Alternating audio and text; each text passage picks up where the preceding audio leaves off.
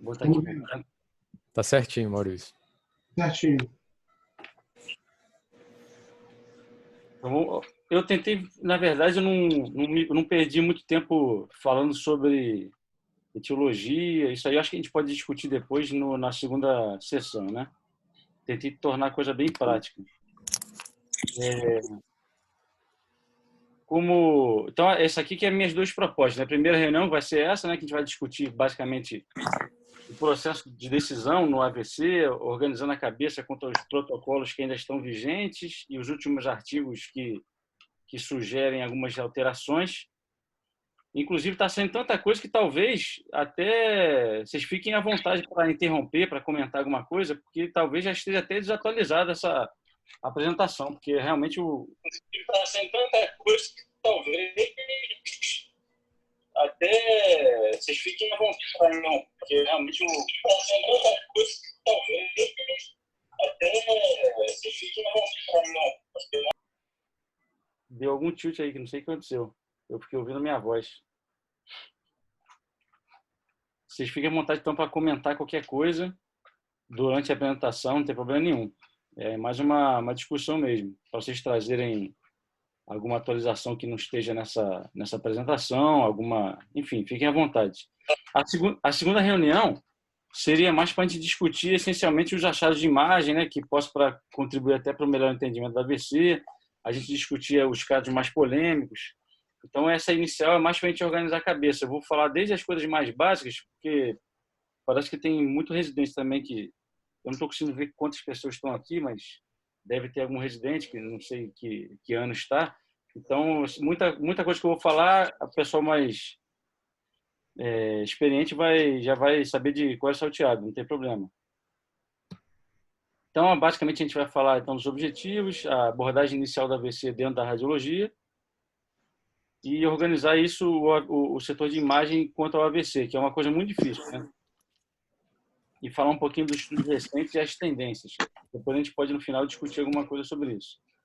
Então, o objetivo é basicamente estabelecer um consenso, um debate da toda a equipe aqui da radiologia, né, para a gente uniformizar as condutas, as avaliações, buscando, então, maior rapidez e condução nesses casos, né?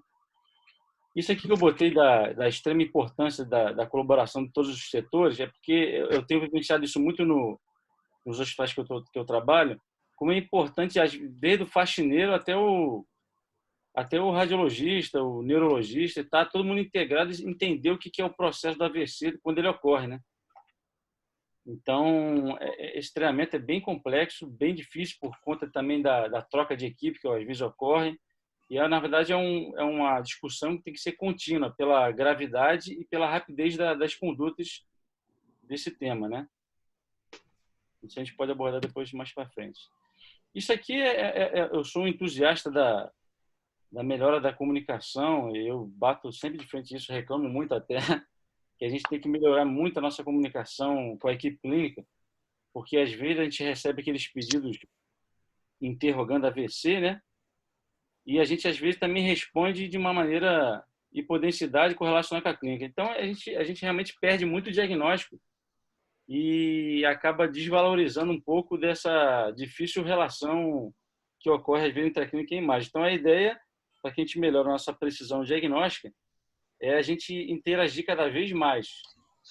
E esse é um desafio, inclusive, dessa questão da radiologia à distância, né? Isso torna um pouco mais difícil. Mas acho que nos locais onde a gente consegue estar presencialmente, é importante estreitar essa relação, né? Sempre que possível. Então, basicamente, o objetivo do setor de imagem é a gente distinguir então, um AVC isquêmico de hemorragias, formações expansíveis e triar junto com a equipe clínica, né? Tanto da emergência quanto da neurologia, os pacientes para terapia de reperfusão. Então, 4 questões, geralmente, a gente se faz, eu te retirei até da Osman, que ela coloca isso no livro dela, que a gente se faz frente a um AVC. Se tem hemorragia ou lesão que simula AVC, se tem oclusão de grande vaso, e quanto ao parênquima, se tem lesão irreversível e penumbra, que é a grande busca de todos nós que estudamos AVC, tentar entender isso melhor, né? Então, basicamente, os métodos que a gente vai usar para responder essas perguntas estão aqui ao lado em vermelho. Então, hemorragia e lesão simulosa AVC na TC sem contraste, a gente consegue ter uma ideia. Oclusão de grande vaso, são estudos de anjo-TC, anjo-RM, arteriografia, e os estudos perfusionais que vão falar mais sobre essa questão de isquemia, de penumbra, né, melhor dizendo, e lesão irreversível. Também carrega uma série de polêmicas. Então, vamos direto para a prática para a gente não tornar a apresentação muito chata, né? Vamos em frente. Então, chegou um paciente no setor de imagem, né? Primeira coisa, a gente sempre busca entender quem é o médico emergencista responsável que está conduzindo o caso, porque ele que vai trazer as principais informações que a gente vai precisar. Durante esse posicionamento do paciente, tanto a equipe de enfermagem quanto a gente tem que se certificar da questão da história de alergia a iodo, né? E começar a estar ciente da idade do paciente, que essas são as 4 informações principais, né? A idade, o INAIT, que eu vou falar um pouquinho mais para frente, a apresentação clínica e quando foi o horário do início dos sintomas, ou caso se trate de um wake-up stroke, que é aquele paciente que acordou com sentimentos de AVC e a gente não tem como descobrir quando começou esse AVC. Então, aí na ET, o pessoal aí da clínica, o Wander podia até comentar melhor do que eu, é basicamente uma pontuação clínica para avaliação de pacientes com acidente vascular isquêmico, né? Então, eu não vou ficar me aprofundando nisso, só para a gente saber que existe e como ele é feito. O clínico, o emergencista vai fazer esse nível de consciência, essa avaliação de questões de mês de idade, vai fazer uma série de perguntas e isso vai pontuando, né? Ordens de abrir e fechar os olhos, a mão parética, não parética, o olhar conjugado, os campos visuais, a paresia facial, faz teste de força com braços estendidos, pernas em extensão, ele avalia a ataxia de membros, sensibilidade, linguagem, aqui são os quadros que eles utilizam, disartria, e extinção e desatenção, que é a negligência. Tudo isso vai gerar uma pontuação que é importante para a gente conduzir, porque todos os estudos foram baseados pelo NIH. Então, o paciente chegou a uma tomografia sem contraste, né? Então, os aspectos práticos que eu tenho visto que me ajuda bastante se a gente, se possível, analisar as imagens sempre no workstation, né? O workstation que eu digo são o programa que, se você tem no seu visualizador de imagem, que possa manipular a espessura, a angulação, ajeitar a simetria das imagens, é nesse sentido que eu chamo aqui de workstation, porque tem alguns locais que não tem isso no visualizador, né? A gente recebe as imagens prontas, já quem tem é a mesma coisa. Então, é basicamente tomar muito cuidado com a simetria. Às vezes, você vê as pessoas avaliando um AVC com o crânio todo torto. Isso não vai adiantar nada. Você vai acabar perdendo muita coisa com isso. Essa variação de janela, de planos e de espessura também é muito importante. Eu vou mostrar mais para frente um caso que eu fiz isso. Só de alterar a espessura, vocês vão ver que fica bem óbvio os achados. E lembrar que um AVE com TC normal dentro daquelas 4 horas e meia já autoriza trombose. A gente vai lembrar isso mais para frente. Então, o que procurar? O que a gente procura na TC sem contraste? Primeiro, excluir o sangramento, formação expansiva. Vai buscar hipodensidade, perda de diferenciação de substância branca e cinzenta, perda da definição dos núcleos da base ínsula e os ramos arteriais hiperdensos, né? Lembrando sempre ter isso em mente, né, para saber se essas hipodensidades elas respeitam os territórios vasculares, né? Aqui é só mostrando diferentes janelas que melhoram nessa diferenciação entre substância branca e cinzenta, melhora a definição dos núcleos da base, é sempre importante se utilizar. E aqui são os achados, ó. Aqui a hipodensidade na ínsula, né? A perda da definição do núcleo lentiforme à esquerda. Aqui, ó, já tem edema com a perda da diferenciação também.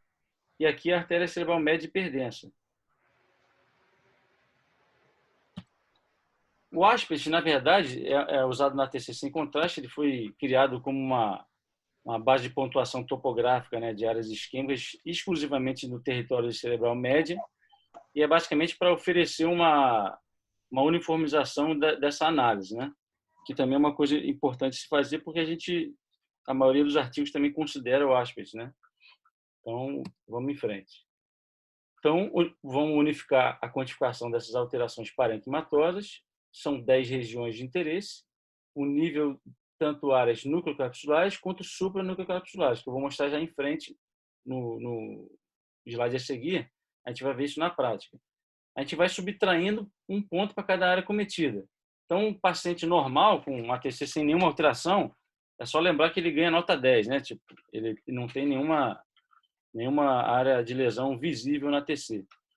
Lembrando que um ASPES maior que 5, já é um território maior que 1/3 da artéria cerebral média, contraindicando os procedimentos de reperfusão. Então, são vários territórios, né? São 10 territórios, ó, caudado, córtex, a gente vai ver isso aqui na prática, ó. No plano ganglionar, a gente vai ver, ó, lentiforme, cápsula interna, caudado, ínsula, e nesse plano a gente vai contar aqui, ó, o M1, M2 e M3. E plano supraganglionar seriam o M4, M5 e M6.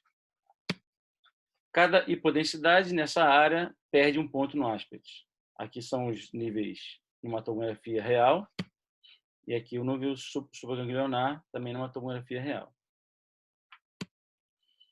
Então, uma coisa muito importante, em locais onde o protocolo já está bem organizado, um paciente que tem um AVE clinicamente definido, com menor que 4 horas e meia, com uma TC sem contraste normal ou um ASPET MOC6, excluído sangramento, formação expansiva, esse paciente ele já faz a trombólise na sala de tomografia. O bolus do alterplasma é feito na tomografia.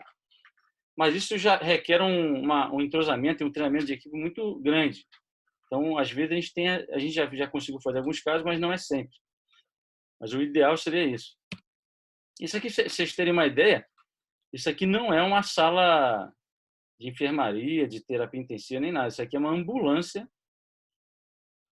Se não me engano, era retirado do Canadá, onde os pacientes fazem essa TC sem contraste dentro da ambulância e já são trombolizados, de acordo com esses critérios que a gente vai discutir, né, na ambulância. Então, quando a partir essa avaliação, é um paramédico que faz essa avaliação, e ele já é encaminhado, dependendo dos achados, para um centro de AVC específico, entendeu?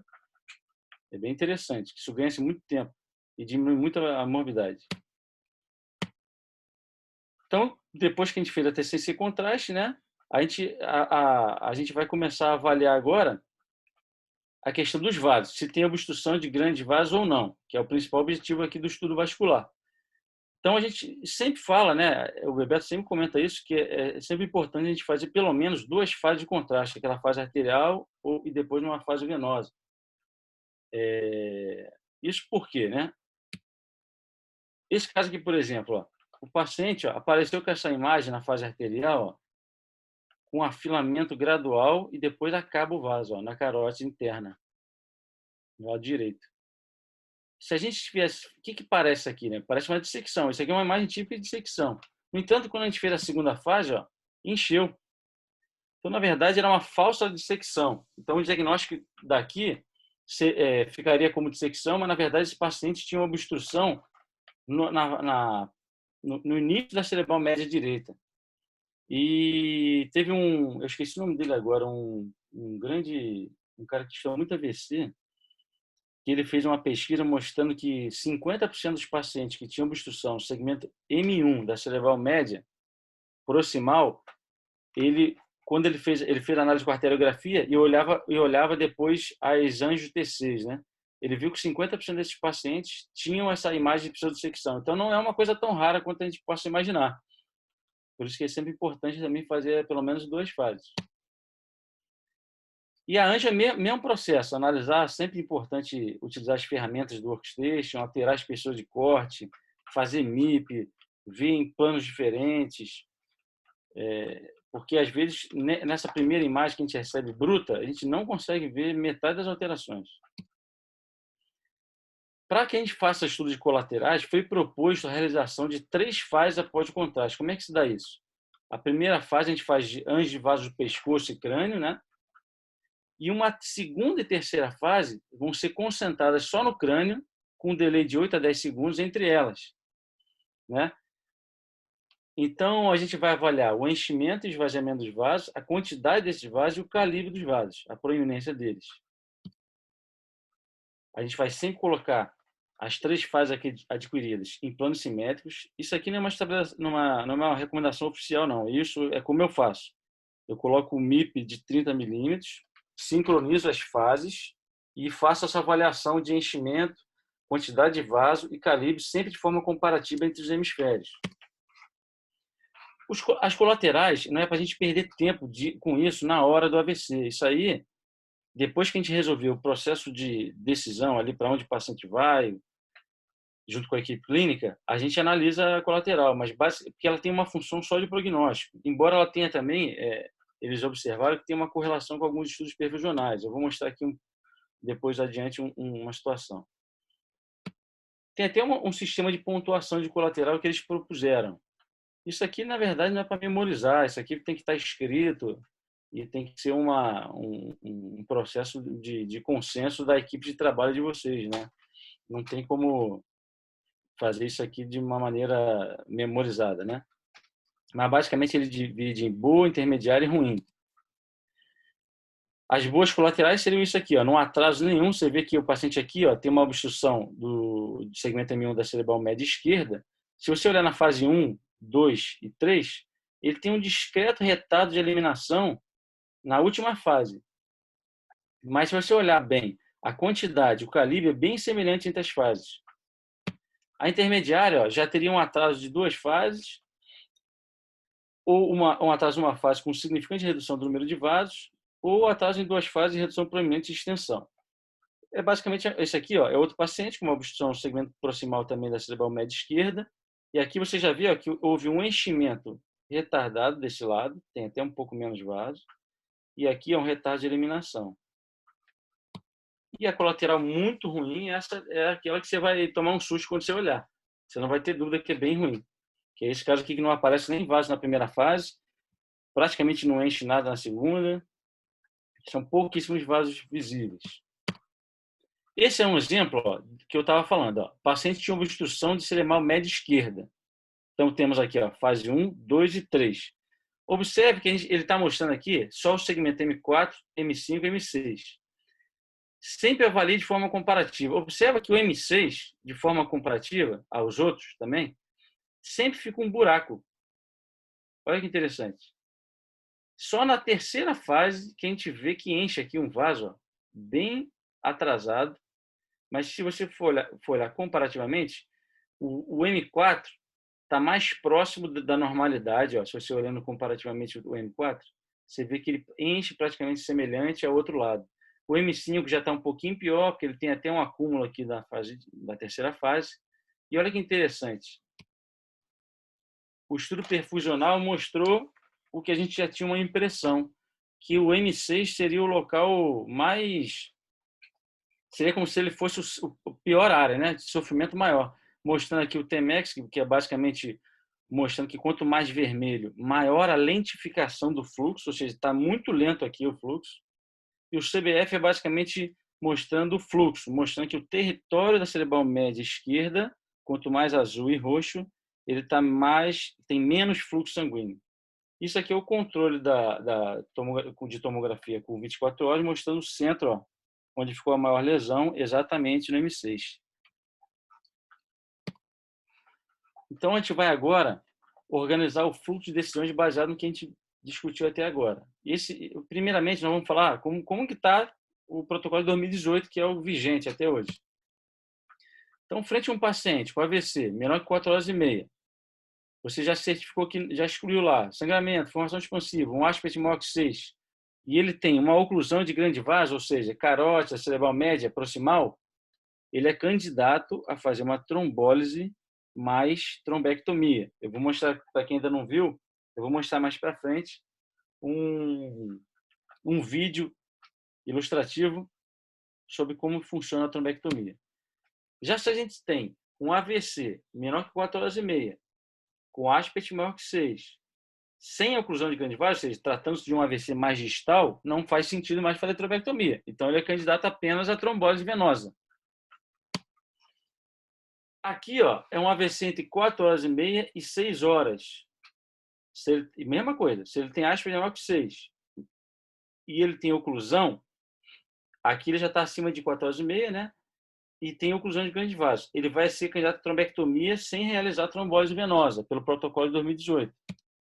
Então, vou trazer um caso real para a gente exercitar esse raciocínio, para posteriormente a gente falar o que está sendo acrescentado, o que a gente está fazendo de novo. Então, essa aqui é uma mulher de 34 anos, com INAIT de 5. Ela tinha uma hemparesia no membro superior esquerdo, iniciada às 5h30. Primeira coisa, vamos fazer a tomografia sem contraste. Ela foi direto para a TC. A TC sem contraste, a gente vê aqui no nível ganglionar, né, no núcleo da base aqui não tem nenhuma alteração visível e supra também não. Então, a princípio, ela tem aspecto 10. Não vejo nenhuma alteração na TC sem contraste.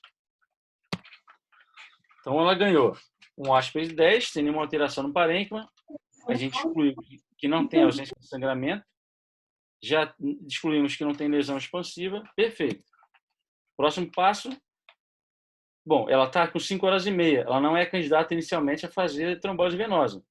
Está acima de 4h30. Então, agora a gente vai ver, através do estudo vascular, se ela pode receber benefício de uma trombectomia. Vamos para o estudo vascular. Ó, fez a angiotomografia e mostrou que tem obstrução segmento M1, ou seja, segmento proximal cerebral média direita. Ou seja, ela pode receber sim, ela tem uma obstrução de vaso proximal. Aqui só vou mostrar a carótida direita, esquerda estava tudo ok. Não tinha nenhum problema. Aqui o estudo de colateral, ó, mostrando, olha só, essa aqui é a fase 1, fase 2 e fase 3. Observe que não ficou tão bom quanto o que eu apresentei antes, que a gente também está ajustando os protocolos, né? A gente ainda não acertou bem a questão do tempo, desses 8 segundos, né? Mas observe o seguinte, a gente tem obstrução aqui na cerebral média direita, você vê que na primeira fase, ó, enche tanto do lado obstruído, de forma bem semelhante do outro lado. Já na fase 2 e 3, a gente observa que há um discreto retardo de eliminação em duas fases, ó, tanto na 2 quanto na 3. Então, a gente classificou essa paciente como uma colateral intermediária, que eu já marquei aqui, ó, em amarelo. Então, resumindo a história, nós estamos então diante de uma obstrução do segmento M1 da cerebral média direita com colaterais intermediárias. Essa paciente, ela foi encaminhada para ressonância. Mas aí vamos fazer uma análise crítica sobre isso. Essa paciente precisava ter ido para a ressonância? Vamos ver. Protocolo de 2018, ó. Ela está 5h30. 5h30, ela está entre 4h30 e 6 horas. A gente já viu que ela tem ASP de 6, ela tem uma oclusão de grande vaso, né, de cerebral média. Então, teoricamente, não tem nada, não precisava ter ido para a ressonância. Então, mas ela foi. Então, vou mostrar. Então, aqui está confirmando, ó, realmente tinha uma restrição à difusão aqui no núcleo capsular à direita, confirmando por imagem a hipótese clínica do AVC. Uma coisa curiosa que é legal da gente começar a observar, esse aqui é o flare, né? Esse aqui embaixo é a difusão. No flare, a gente vê, ó, que era bem precoce, que tem talvez uma discreta alteração, mas ainda é muito discreta. Mas tem uma coisa mais legal de observar nesse exame, que é isso aqui, ó, é o hipersinal no flare vascular, ó. Isso aqui geralmente é lentificação de fluxo ou trombo. Como ela tinha um trombo aqui, provavelmente isso aqui já deve ser um trombo, mas observa que vasos mais distais estão lentificados. E isso aqui tem total correlação com o que a gente viu na angiotomografia trifásica. A gente observou que realmente tinha uma lentificação de eliminação, ou seja, o flare mostrando também que há uma lentificação de fluxo nesse território. Tem alguns artigos, só fazer um comentário rápido, que associam, isso aí a gente pode discutir na segunda reunião de AVC. Eles estão sugerindo que quanto mais sinal hipervascular você tiver abrangendo uma região além da área de restrição, é um bom sinal para o paciente. E, ao contrário, seria ruim. Então, isso a gente pode discutir mais para frente, mas só para vocês já irem ficando com essa ideia. Então, a paciente foi encaminhada à trombectomia. Agora, a gente vai ver um videozinho aqui, para quem não conhece, entender o que é trombectomia.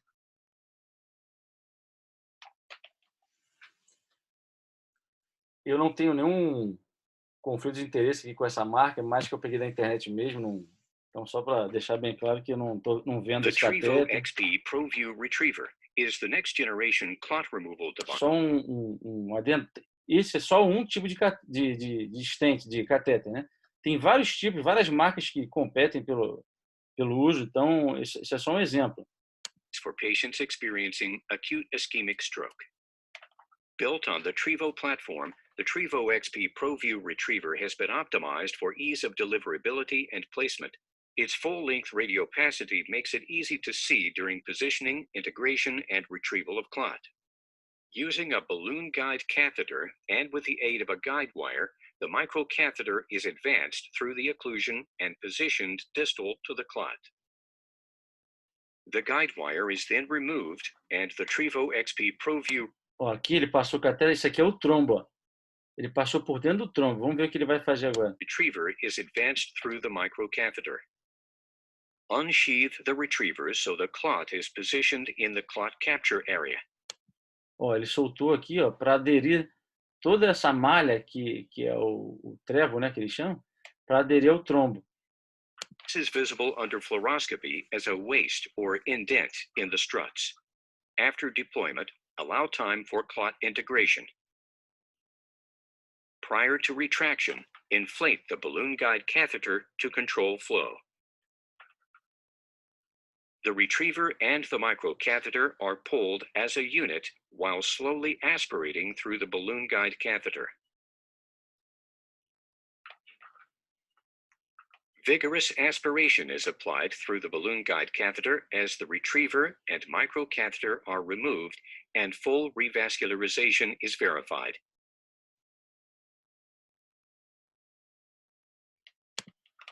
Então é basicamente isso.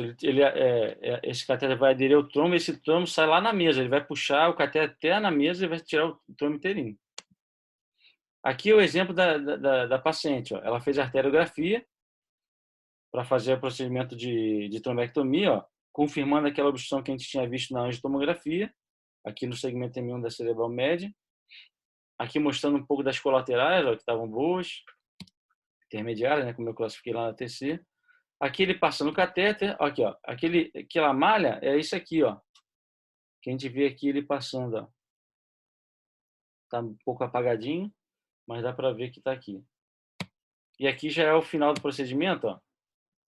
Ficaram algumas áreas de estenose, tudo, um raminho obstruído, mas a principal parte ele conseguiu tirar. Então, até aqui, a gente estabeleceu a conduta baseada no Conselho de 2018, que foi o que a gente discutiu. Agora, o que está mudando? Né? Então, as pesquisas recentes têm mostrado benefícios do tratamento de AVR tardios, baseado tanto em critérios clínicos e estudos de imagem avançada, que a gente vai discutir. Elas ainda não foram incorporadas, né, no consenso, mas provavelmente serão muito em breve. Então, eu vou me concentrar basicamente em 4 estudos que para mim foram os principais. Então, são 2 de trombose venosa tardia. Agora a gente vai falar de abordagem tardia. Eu vou comentando durante a apresentação. Então, toda vez que vocês observarem esse símbolozinho aqui, para ninguém se perder, da trombose venosa, é a medicação venosa. E toda vez que tiver esse símbolozinho aqui, a gente vai estar falando de abordagem intravascular, trombectomia.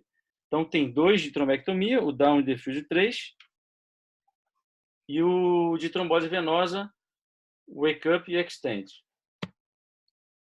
Então, vamos começar primeiro por o estudo de abordagem de trombose venosa tardia. Então, basicamente, esses estudos eles tentaram fazer a comparação com o tratamento vigente, né, de pacientes acima de 4 horas e meia, que basicamente era suporte clínico, né, aspirina e etc., com abordagem de trombose venosa tardia em pacientes que tinham o mismatch positivo, flare de fusão. E mostraram, esses 2 estudos mostrou que esse sinal, mismatch, que a gente vai ver adiante, tiveram benefício da trombose venosa. Então, vamos entender primeiro o que é o mismatch flare de fusão. Isso aqui é quando a gente tem, então, a sequência principal de ressonância que a gente vê isquemia, né? É a difusão. Então, está aqui mostrando uma restrição à difusão, fica bem mais branco, né? e o flare normal. Isso é o que ele chama de mismatch flare de fusão positivo. Aqui são outros casos para a gente comparar. Ó. Aqui embaixo da linha são o mismatch que não tem, né? Negativo, diria assim. Então, a gente vê a alteração tanto no flare quanto na difusão. E aqui em cima são os casos positivos, em que teria benefício de fazer trombose venosa, mesmo a gente sem saber o início dos sintomas desse doente, ou seja, abordagem tardia, acima de 4 horas e meia desse AVC. Então, o que muda na página? Vamos organizar a cabeça vendo esse caso real. Então, aqui, ó, uma mulher de 77 anos, ela tinha um NIH alto, ó, bastante déficit, 16. Ela acordou hemiplégica, à esquerda, com dificuldade de fala. E olha só, a última vez que ela foi vista acordada, o familiar informou que era 12 a 14 horas, ou seja, o que acontece? Frente ao protocolo de 2018, quando a gente recebia esse doente, a gente não fazia nada, porque a gente teria que considerar quando ele foi visto bem. A gente não tinha recurso para avaliar quando que tinha sido. Será que ela teve um AVC no início do sono, no meio da noite, quando acordou?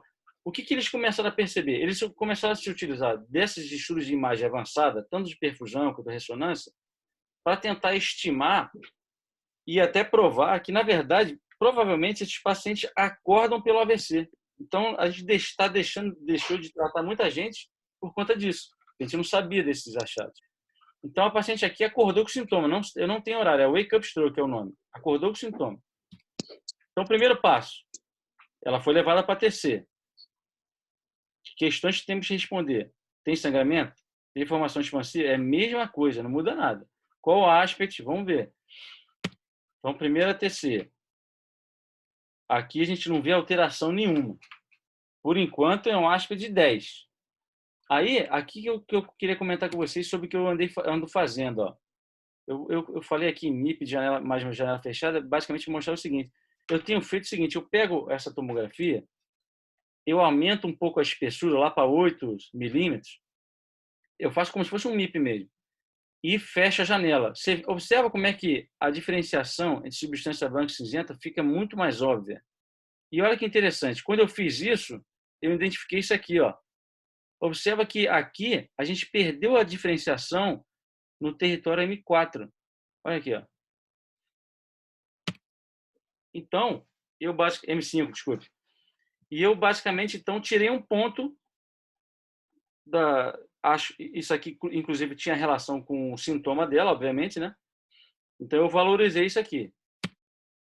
Então a gente não tem informação expansiva, eu excluí sangramento na TC sem contraste, um aspect de 9, o wake up stroke. Bom, eu não posso trombolizar ela sem saber, baseado nesses estudos que eu apresentei, se ela tem o tal do sinal mismatch positivo.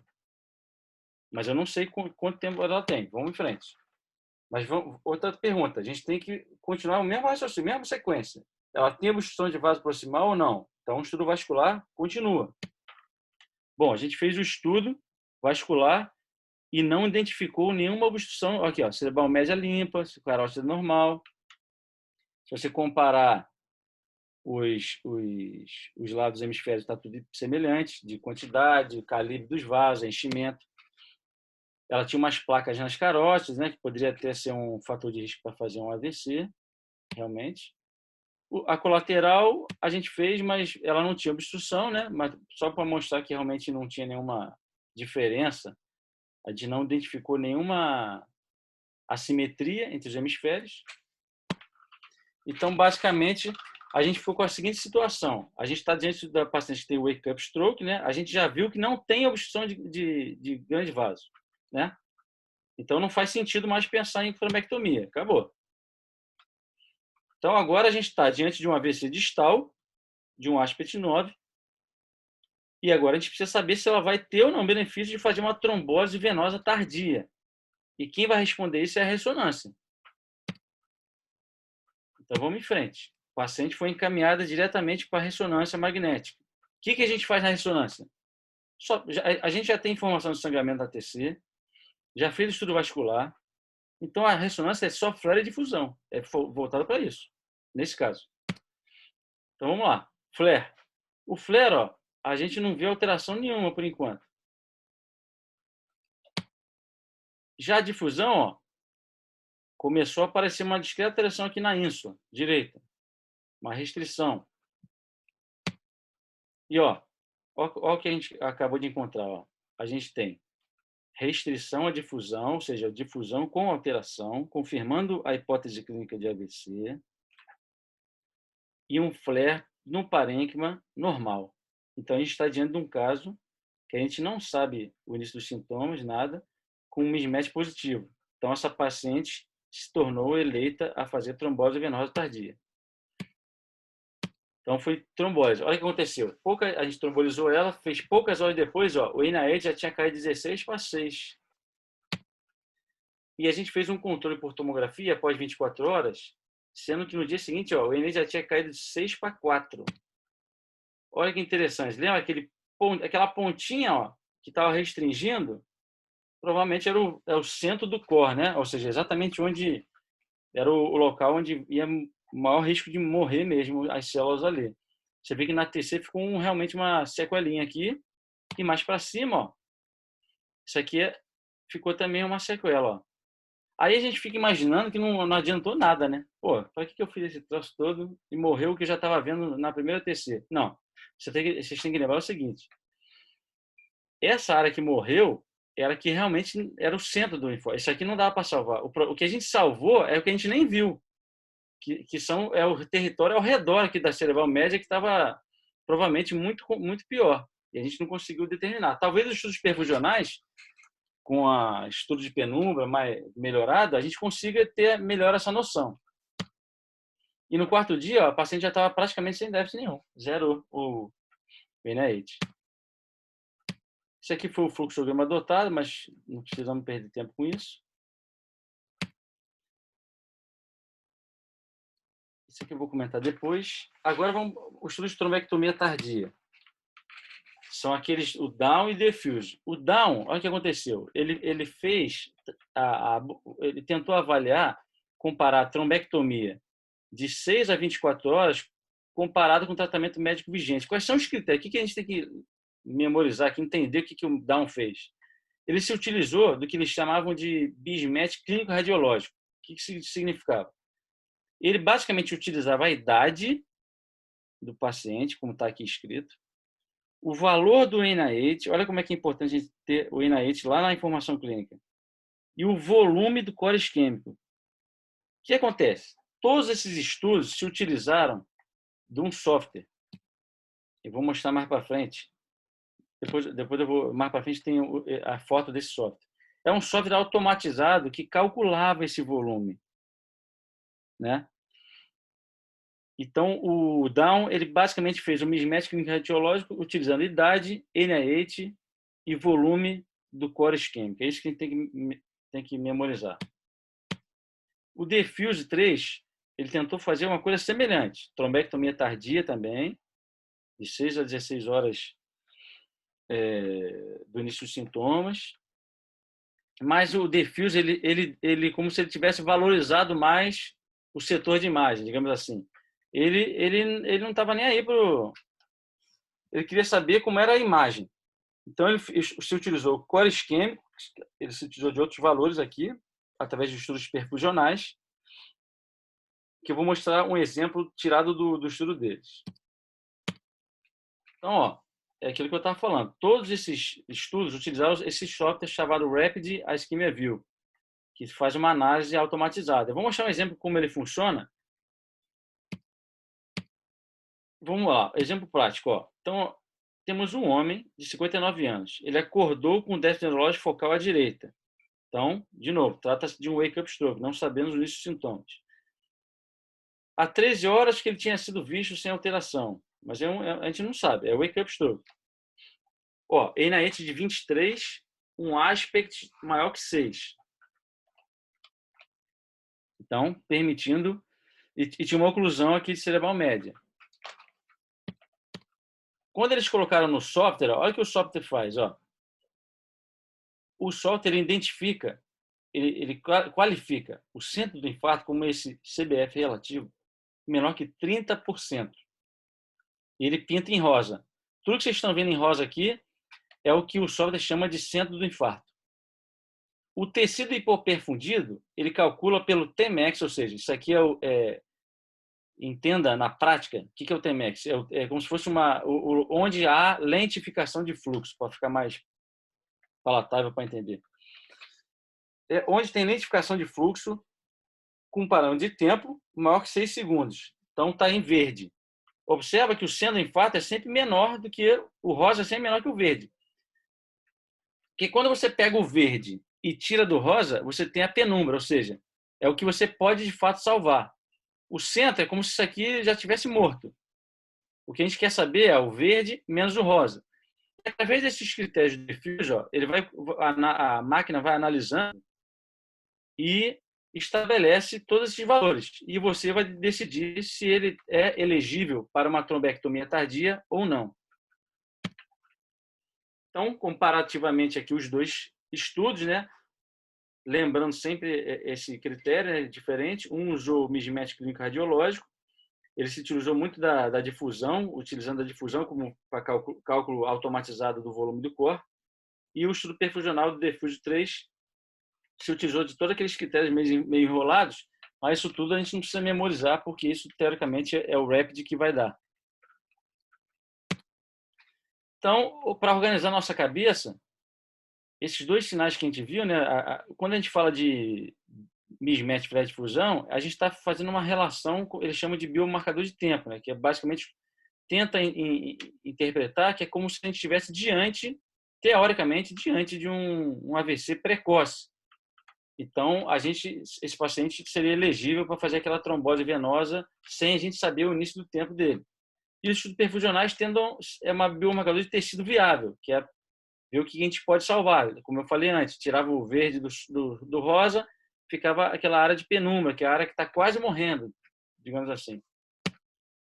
Então, para organizar a cabeça, lembrar que quando a gente estiver avaliando um paciente, falando em mismatch flare difusão, a gente está selecionando pacientes para trombose venosa, são AVCs tardios.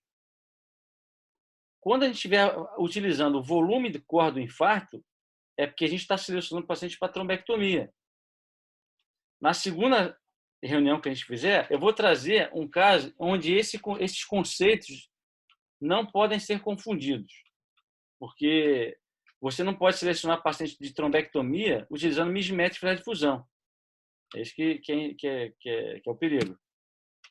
Aí as perspectivas futuras é mais para a gente discutir, né? Talvez se utilize mais técnicas de perfusão. Já tem software de inteligência artificial tentando avaliar como se fosse perfusão, utilizando só TC sem contraste com sangue. Já tem software, enfim, tem uma série de coisas que o olho humano não consegue, que computadores estão tentando. E o conhecimento está muito acelerado. A gente realmente não está difícil até de acompanhar. Mas certamente a gente vai estar diante da extensão de tratamentos farmacológicos e endovasculares. Isso certamente vai acontecer. E a gente tem que começar a debater, a discutir, para que a gente, somando conhecimento, a gente possa estar preparado para essas mudanças. Porque AVC não é como uma pielonefrite, né? A gente precisa decidir rápido e o impacto de um AVC é muito grave no sistema previdenciário, na vida pessoal das pessoas, nas famílias. Então, eu acho que é um tema que a gente tem que dar, sim, uma atenção especial. E queria agradecer aí, doutores Alberto, Gabriela, Márcio, Carlos, todo mundo aí que sempre me ajuda muito e são meus mestres aí. Eu acho que se alguém quiser comentar alguma coisa, corrigir algo, acrescentar algo, fica à vontade aí. Tá, ó, por mim, está tudo tranquilo aqui.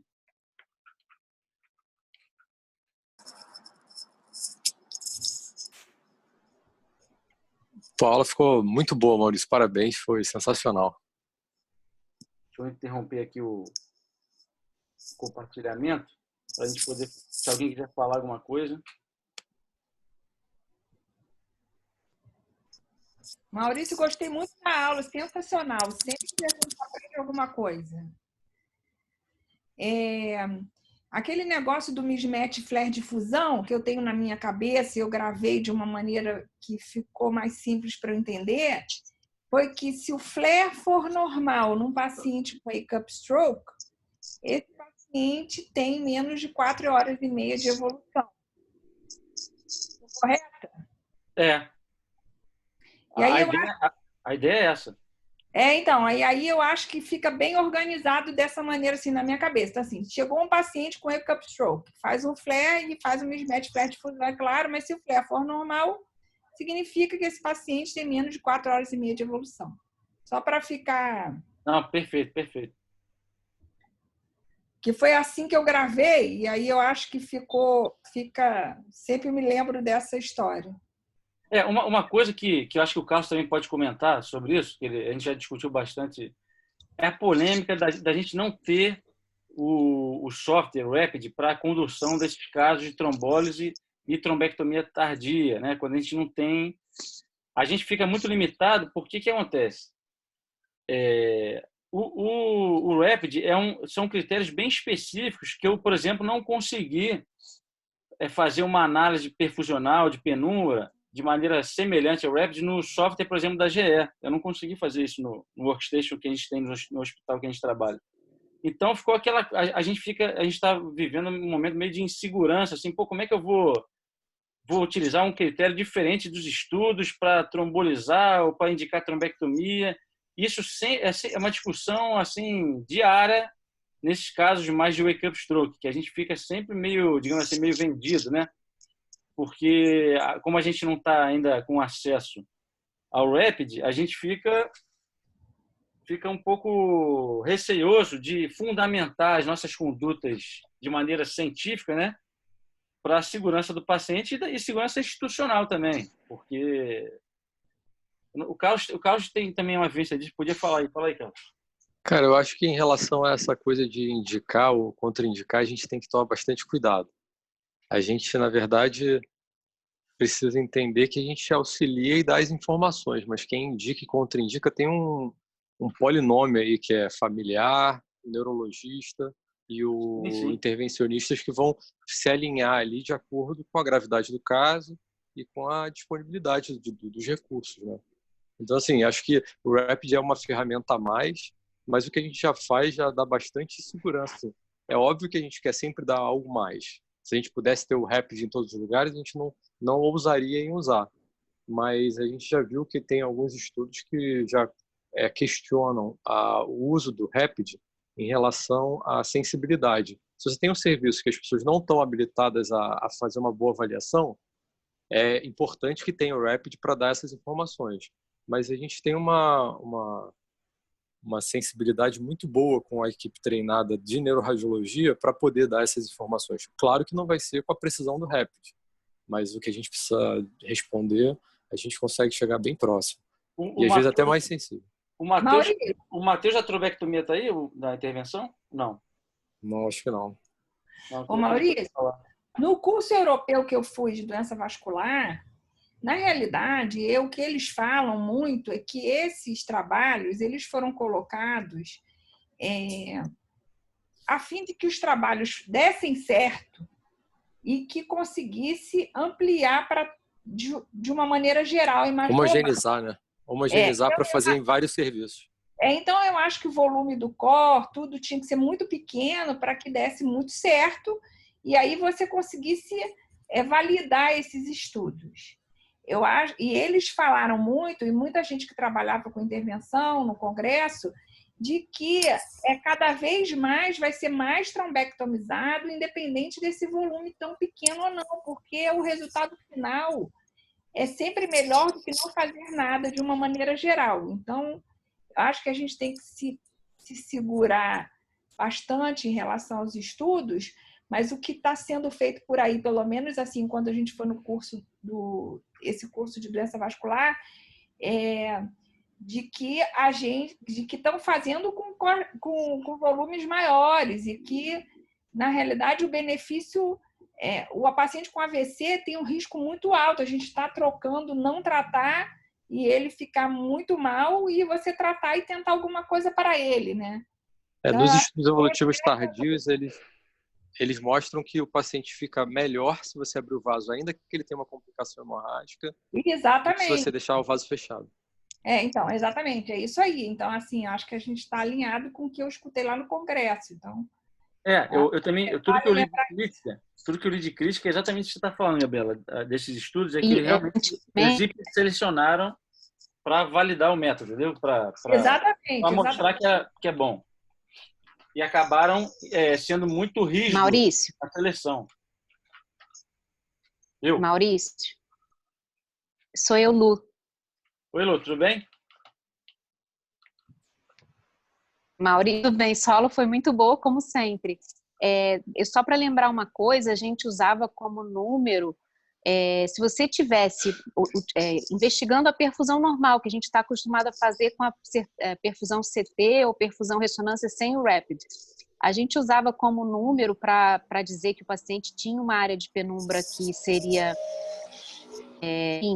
tratável, que valeria a pena fazer alguma coisa, em torno de 20%. Então, assim, mesmo sem o Rapid, mesmo com core maior, eu acho que se você tiver pelo menos 20% penumbras, que aí, teoricamente, né, os procedimentos vão tentar salvar, eu acho que já vale a pena você passar essa informação para o médico, porque eu acho que cada vez mais os pacientes vão ser incluídos e como a Gabriela falou, porque os resultados, né, a longo prazo para esses pacientes são sempre melhores se o paciente tivesse sido tratado de algum jeito. Alô? Estão me ouvindo? Estão ouvindo. Uma coisa que... Isso aí são todos padrões por esses estudos. Mas uma coisa que eu percebo, quando a gente avalia a situação de fato, é que nesses infartos mais tardios, com obstrução da cerebral média, e que a gente vê uma circulação colateral boa, né, uma circulação colateral importante, significando que grande parte do hemisfério pode estar salvo, eu acho que você pode arriscar um pouco mais, baseado nisso que foi falado. É melhor, às vezes, você ter um sangramento, lá o que seja, do que você não fazer nada. Então, eu já vi casos em que a gente foi um pouco mais afoito e deu certo.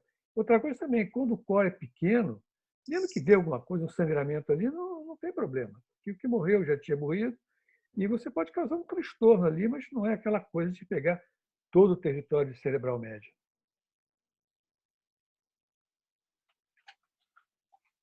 Alguém quer comentar alguma coisa?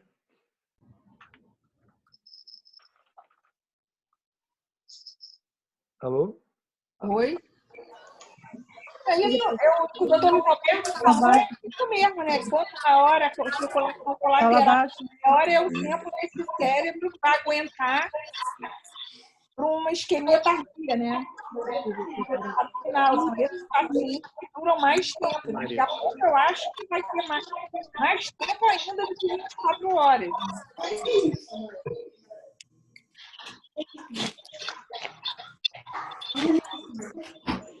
Alô? Maravilha, espera aí, mostra de novo. Abriu o microfone de todo mundo, não estiver falando sério.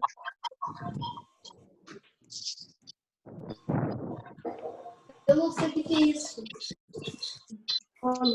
Dá para manter o microfone de todo mundo bloqueado e para falar é só pressionar a barra de espaço do teclado, que aí libera o microfone. Entendeu? Aí não fica dando interferência de todo mundo ligado. Boa dica, Marcos. Oi, Maurício? Oi, Maurício, é Luana, tudo bem? Bom, Luana. Eu queria te fazer uma pergunta, Maurício. Primeiramente, parabéns pela aula, foi muito bom. Eu queria fazer uma pergunta, Maurício. Você tinha comentado, então, que após fazer a aula, você faria esse estudo dos vasos colaterais, né, em 3 fases. Eu acho que você até comentou, mas eu queria certificar. Tem algum tempo estabelecido para esse estudo de colaterais? Como que você faz? Então, esse estudo de colaterais, lembra que ele é mais para estudo prognóstico, né?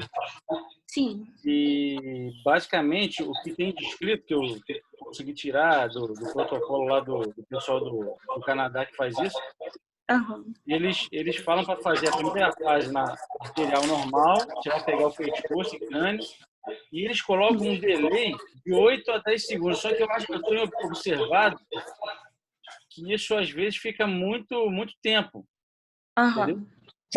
Então, eu estou tentando ajustar isso no hospital que eu trabalho, eu estou tentando ajustar, mas realmente o que está escrito é isso, de 8 a 10 segundos entre as duas fases subsequentes à primeira, né?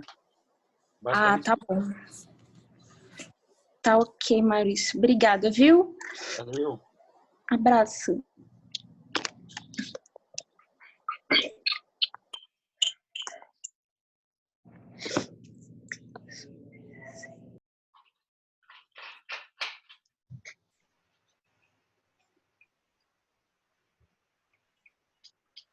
Bebeto, quer falar alguma coisa? Não, eu só quero dar os parabéns a você, porque você conseguiu tornar essa coisa complexa uma coisa bem simples. E a conclusão que a gente tem aí agora é que tudo que está se definindo, esses protocolos, o RAPID e tudo mais, é no sentido de você tratar o paciente cada vez mais tarde, né? E uma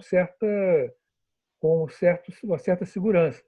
E também a gente está sabendo que você assume o risco de ter sangramento, ter complicação, mas está sendo provado e que mesmo esses pacientes que fazem sangramento, às vezes tem que fazer craniotomia descompressiva, tudo isso, no final das contas, elas são beneficiadas. Então, nós temos que chegar nesse limite aí, né? O bom senso vai dizer, e muitas vezes a gente avança um pouco, tira conclusões na hora, não segue exatamente os protocolos, e vamos por aí. À medida que vai se pegando mais experiência, cada um vai pegando experiência. O importante é a gente transmitir essa experiência e todo mundo crescer junto. Então, Maurício, parabéns. Essa aula ficou muito boa. Você tem que dar a segunda parte.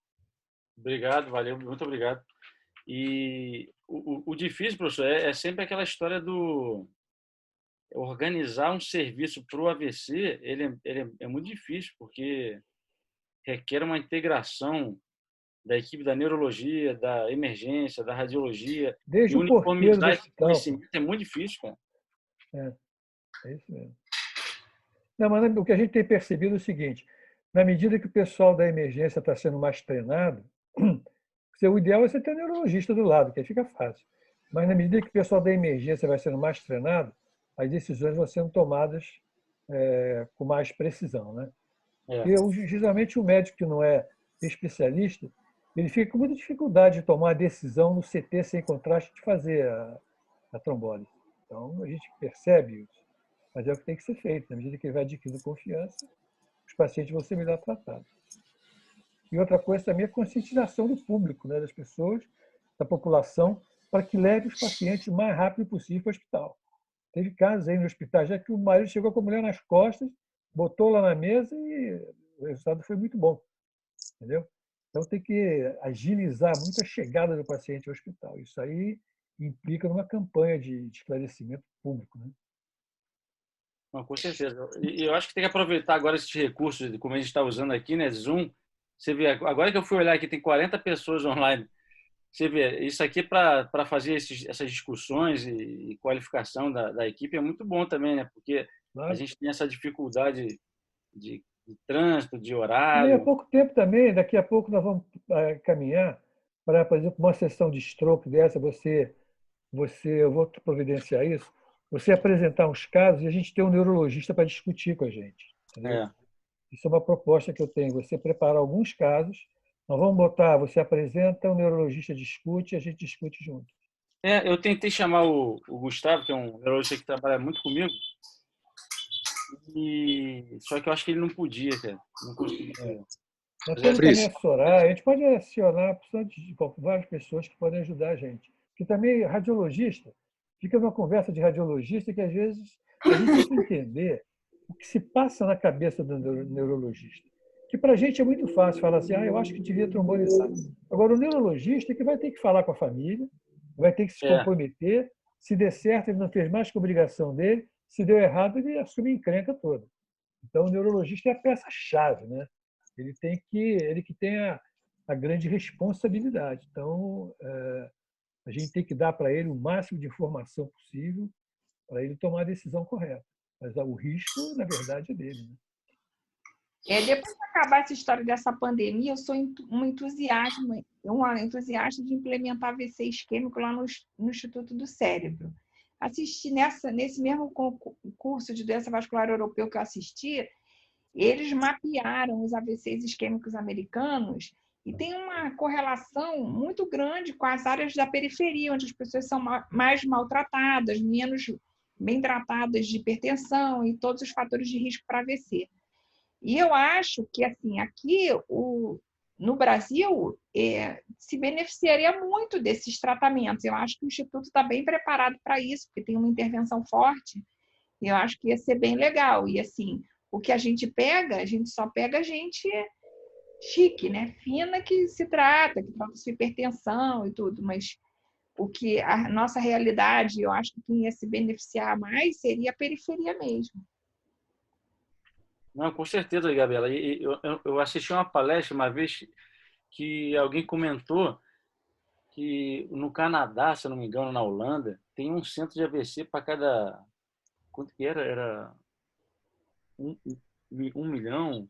Era uma coisa assim, que comparado com o Brasil era ridículo. A gente está muito atrasado assim, nessa parte de AVC e que, na verdade, a gente não tem nem como calcular até a perda financeira para o Estado, né? O quanto que isso repercute financeiramente do ponto de vista de sociedade, para as famílias, para o Estado, enfim, para as empresas. É muito grave esse problema. Então, realmente, eu acho que o IEC realmente ele tem todo o potencial, né, para virar um grande centro de AVC, para drenar todos os pacientes de trombectomia. Você viu, eu mostrei esse caso aí da ambulância com tomografia dentro, né? Tem hospital que não tem tomografia, pô. Então você vê que a gente está um pouco para trás, mas acho que dá para, no longo prazo, a gente melhorar isso, né? Vamos torcer. Mas Maurício, no paralelo das condições, por exemplo, o infarto miocárdico e infarto cerebral, o infarto miocárdico, o cara morre fulminado na hora, ou então ele vai para o hospital, faz dilatação da artéria e tal, daqui a 15 dias ele está voltando para o trabalho. O problema é o infarto, o stroke, é o grau de sequela que o sujeito fica. Então, se você conseguir, com um tratamento desse, baixar o NIH de 16 para 10, você está fazendo um benefício enorme. Às vezes, a diferença entre essa pessoa ser totalmente assim, independente, em termos de cuidar de si mesmo, do que depender de outras pessoas. Isso, como o Maurício falou, isso envolve um custo muito grande que tem que ser analisado. Então, você pode gastar com centros de imagem de qualidade, mas, na verdade, na outra ponta, você vai fazer uma economia muito grande. Né? Então, em termos de saúde pública também, você faz uma economia absurda. Você tem que separar algum membro da família para tomar conta dessa pessoa. Exatamente. Essa pessoa não deixa de ser produtiva economicamente. Né? Eu acho que, em termos de saúde pública, é uma coisa assim enorme. Né? Na verdade, chega até... Eu conversei uma vez, eu fui agora no Sul, né, visitar um hospital, e conversei com...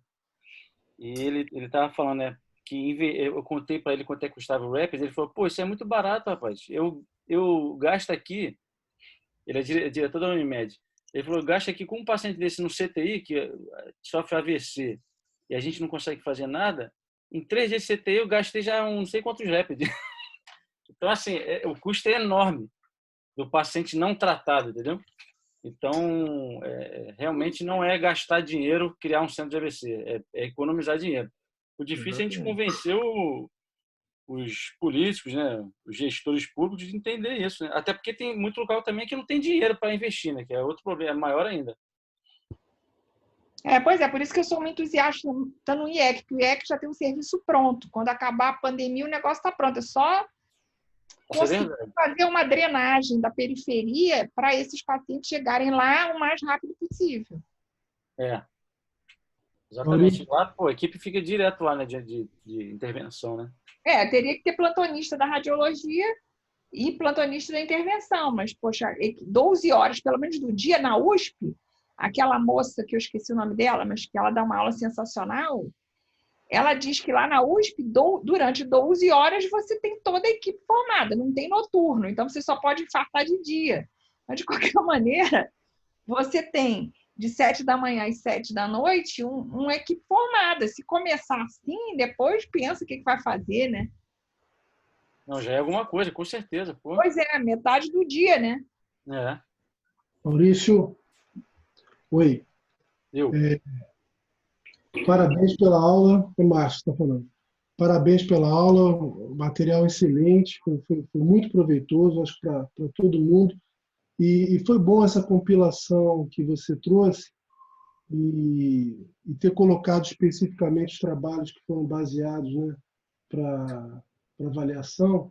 Eu acho que foi excelente, porque permite que todo mundo dê uma estudada e possa servir como agente multiplicador nos seus serviços, né? Porque uma coisa é trabalhar dentro de uma unidade da Rede DOR, por exemplo, que já está toda estruturada para esse tipo de atendimento, e outra é trabalhar em hospitais menores, às vezes de periferia, que não tem um serviço de stroke montado, né? Que não tem um protocolo muito bem definido, e para cada plantão, às vezes, é um tipo de atendimento diferente, né? Então, a gente pode servir como um agente multiplicador e de discutir, né, com o pessoal da neurologia e da emergência que protocolo que a gente vai efetivamente utilizar dentro dos recursos que cada unidade tem. Em relação a custo, que a gente estava conversando agora, tem uns 10, 12 anos atrás, eu dei uma aula no CREMERG, que o tema era quanto custa o diagnóstico aí ficou para mim o tema AVE. Como aqui no Brasil não tinha nenhuma estatística muito forte nesse sentido, eu usei a estatística inglesa, tá? Que era de todos os lugares que eu procurei, era que estava mais bem estruturada. Eles mostraram que você montar um serviço de estudo com disponibilidade de 24 horas de intervencionista vascular, neurologista, radiologista, e etc. É um custo alto, mas, em termos de saúde pública, só considerando o gasto de UTI, quer dizer, o tempo de encurtamento de UTI, quando você faz o protocolo bem feito e tem resultado, isso há 12 anos, tá? Mais o tempo de recuperação encurtado do paciente para voltar às atividades laborativas, o gasto social, o gasto de fisioterapia, etc. Em 2 anos, ele já era 1/3 do custo acumulado se você não tivesse as unidades de stroke. Quer dizer, imagina a longo prazo isso, e para as próprias famílias que às vezes perdem a pessoa que era provedora, né? Então, é fundamental, tem que ser investido nisso. Parabéns pelo teu material e vamos estudar isso aí. Muito bom. Valeu, Márcio. Obrigadão.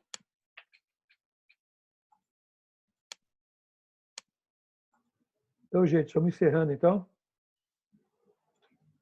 Alô? Agora apareceu a câmera aí. Hein? O Márcio deu uma dica, o Márcio Brito, deu uma dica interessante, Carlos. Ele falou o seguinte, que você pode tirar o áudio de todo mundo e quem for falar, aperta o space. Isso aí é uma dica boa. Deixa eu desativar o meu e vou ver se funciona. Espera aí. Oi, tudo bem? Funcionou, né? Funcionou. Acho que essa é uma dica boa. Se apertar o space, funciona o áudio. E aí você mantém desativado e quem quiser falar alguma coisa depois que termina a aula, é só apertar o space. Porque evita de ter ruído e atrapalhar a aula. Deixa eu só falar que eu queria só agradecer a todos aí pela presença e espero que na próxima o pessoal fique mais à vontade aí para comentar, gente. Pode comentar, não tem problema nenhum. Fazer crítica, tá tudo entre os amigos aqui. Muito obrigado a todos aí pela presença. Agradecendo principalmente aí o doutor Luiz Alberto, Gabriela, Márcio, Carlos, que estão sempre aí me ensinando pra caramba. Obrigado pela aula, Maurício. Valeu. Muito bom.